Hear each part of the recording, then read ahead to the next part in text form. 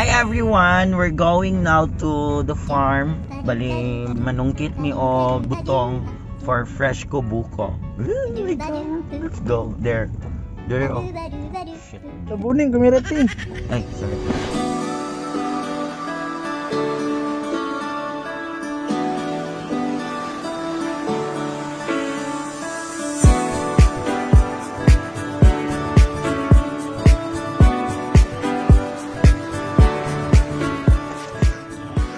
So karon, we're going to prepare kanang mag-ready na mi ba kay yung cut-cut na mi butong.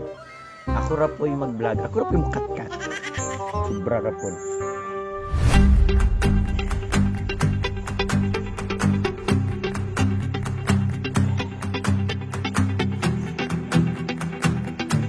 Kisa mga chismosa din.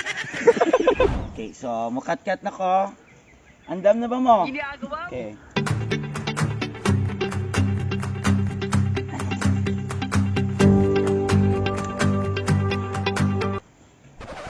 Ako nalay tapok unya.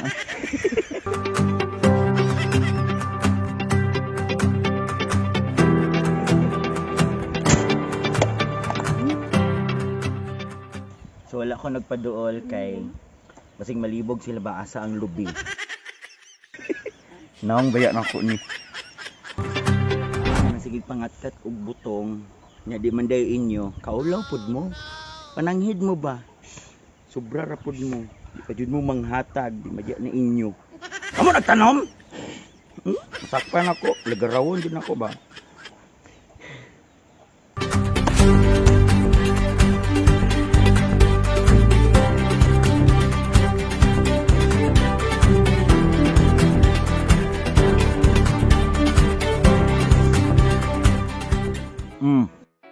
Malaway na ka na.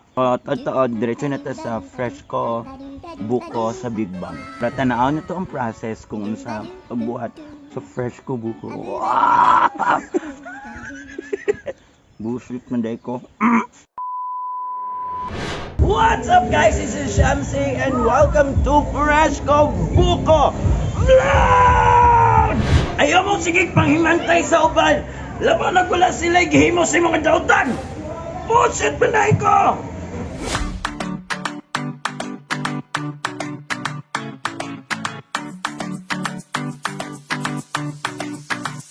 So at this time, tanaw na nato kung unsaon pag-process sa buko.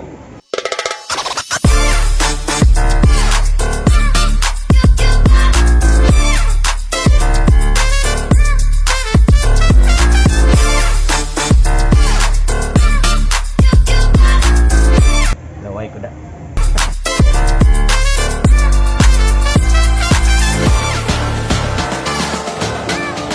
So, unsa pa inyo ginahulat? Order na mo dire sa Fresh ko Buko. Located lang ni siya sa may Big Bang Park, San Pedro Street, Davao City. Naramig dire. Na.